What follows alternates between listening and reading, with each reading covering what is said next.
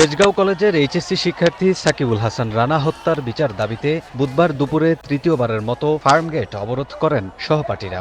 এতে তীব্র যানজটের কবলে পড়ে ফার্মগেট এলাকা।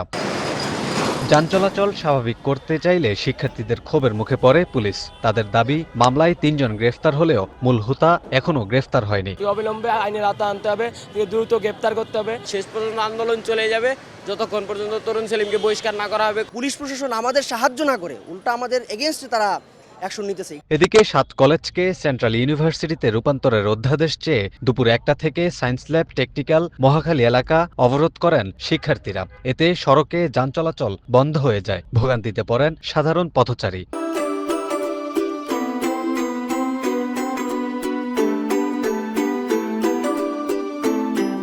From Nestle. প্রায় দেড় ঘন্টা 2 ঘন্টা লাগলো। এখানে আসা দুপুরে খাওয়া দাওয়া করবো, এখন খাওয়া দাওয়া করতে পারি না, ঠিক আছে? আমার গাড়িতে বসে আছি। হায়দ্রাবাদ বাস টার্মিনাল উঠছে 11টায়, তখন থেকে জ্যামে আছি। দাবি আদায় না হলে পুরো ঢাকা শহর অচল করে দেওয়ার হুঁশিয়ারি দিয়েছেন শিক্ষার্থীরা। আজকে আমরা অধ্যাদেশ না নিয়ে ঘরে ফিরবো। অধ্যাদেশ আনার জন্য আমরা আজকে রাজপথে অবরোধ করছি। এর আগে গেল বছরের ৭ ও ৮ ডিসেম্বর একই দাবিতে শিক্ষার্থীরা আন্দোলন করেন। সে সময় সরকারের পক্ষ থেকে চলতি বছরের জানুয়ারি মাসের প্রথম সপ্তাহে অধ্যাদেশ জারির কথা বলা হলেও দাবি আদায় না হওয়ায় শিক্ষার্থীরা আবারও রাজপথে নেমে আসেন। কামরুল হাসান, সময় সংবাদ, ঢাকা।